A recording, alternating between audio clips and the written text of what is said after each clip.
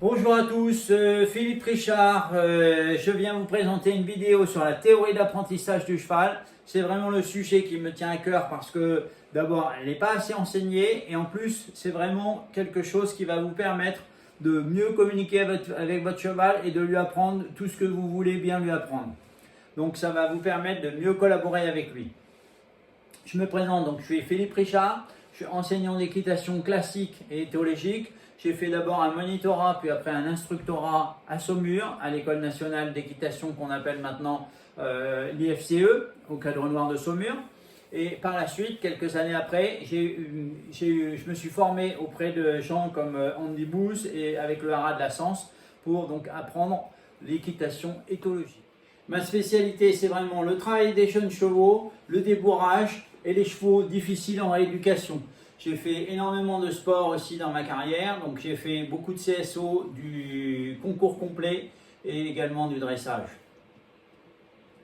Mieux communiquer, c'est mieux collaborer. Donc plus vous allez maîtriser la théorie d'apprentissage, plus vous allez communiquer correctement avec votre cheval et mieux vous allez trouver un cheval qui va collaborer avec vous et effectivement ça va être bien mieux pour lui apprendre tout ce que vous voulez lui apprendre.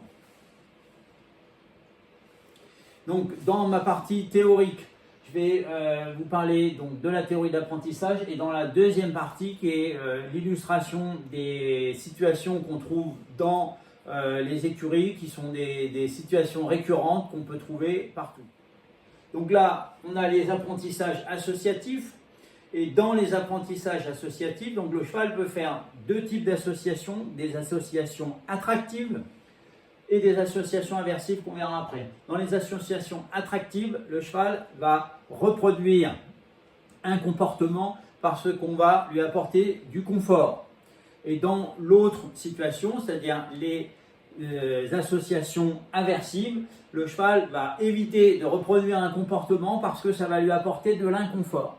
J'ai mis cette petite photo des deux poulains avec leur maman parce que effectivement, quand vous lâchez un poulain de quelques jours avec sa mère dans un pré ou dans un paddock, immanquablement, il va mettre son nez sur la clôture à un moment donné, tôt ou tard. Et c'est à ce moment-là, au moment où il va poser son nez sur la clôture, qu'il va avoir un inconfort, forcément, avec la clôture électrique, et que, par conséquent, il va associer, donc il va faire une association aversive, et qui, du coup, il va éviter à l'avenir de toucher de nouveau la clôture. Ensuite, pour obtenir une réponse de la part du cheval, il faut donner de la pression, il faut mettre de la pression.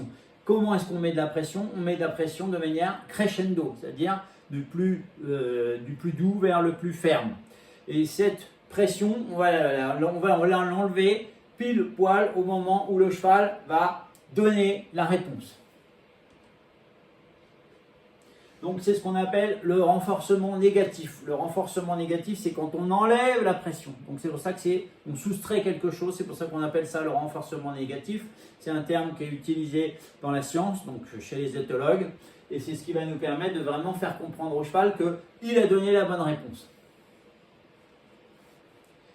Donc ensuite, on a le renforcement positif. Une fois que le cheval a donné la bonne réponse et qu'on a enlevé donc, la pression, on a fait d'abord le renforcement négatif, on va ensuite faire le renforcement positif pour ancrer vraiment la bonne réponse et faire en sorte que le cheval trouve quelque chose de confortable avec donc une récompense alimentaire ou ça peut être des gratte-gratte ou même une pause si nécessaire.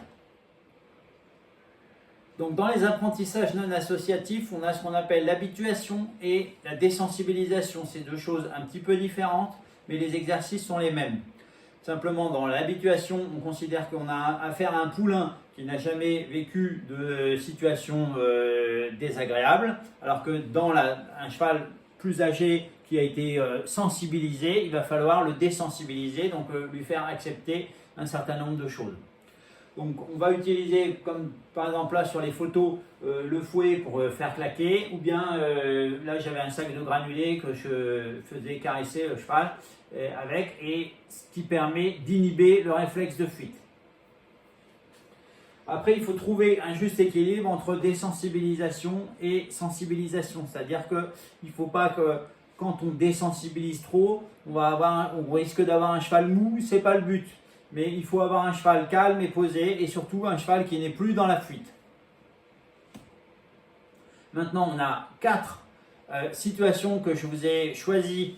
Ce sont des situations qu'on rencontre fréquemment dans les écuries, qui sont vraiment récurrentes. C'est 1, le cheval qui tire en arc, le cheval difficile à attraper au pré, le cheval qui bouge au montoir et l'embarquement. Et c'est 4 situations qui sont vraiment récurrentes, qu'on rencontre souvent et qu'on peut illustrer grâce à la théorie d'apprentissage. Le cheval qui tire en arc pour la première, donc vous savez tous ce que c'est qu'un cheval qui tire en arc. Le cheval a un fort réflexe d'opposition et par conséquent, quand il se sent pris, s'il n'a pas été éduqué, son réflexe, ça va être de partir en arrière et donc de ce qu'on appelle tirer en arc. Et ce qu'il faut, c'est qu'à ce moment-là, on éduque le cheval avant de l'attacher. Parce que si on ne l'éduque pas avant de l'attacher, eh bien, il va effectivement tirer en arc. Et s'il casse le licol, il va trouver du confort au moment où le licol va casser. Et à ce moment-là, le cheval saura, il apprendra de par cette expérience que quand il veut se débarrasser de l'inconfort d'être attaché, il n'a qu'à tirer et puis immédiatement, il retrouve le confort. Le cheval difficile à attraper au pré. Donc ce qui est important dans un cheval difficile à attraper au pré, c'est d'arriver à lui faire comprendre qu'en fait l'humain, c'est pas forcément quelque chose d'inconfortable, mais ça peut aussi être un humain confortable. Donc il faut vraiment que quand vous attrapez votre cheval au pré pour aller le faire travailler, il faut vraiment lui apporter du confort avant d'aller le faire travailler, puisque forcément quand on le fait travailler, ça lui demande des efforts, c'est un petit peu moins confortable que juste manger des carottes et brouter de l'herbe. Donc il faut trouver ce juste équilibre entre les deux. Donc systématiquement, allez chercher votre cheval au pré, laissez-le brouter un petit peu à l'extérieur du pré quand vous lui mettez de l'école et ensuite vous pouvez l'emmener travailler. La troisième situation dont on va parler, c'est le cheval qui bouge au montoir. Alors ça, c'est vraiment une situation que je rencontre très fréquemment.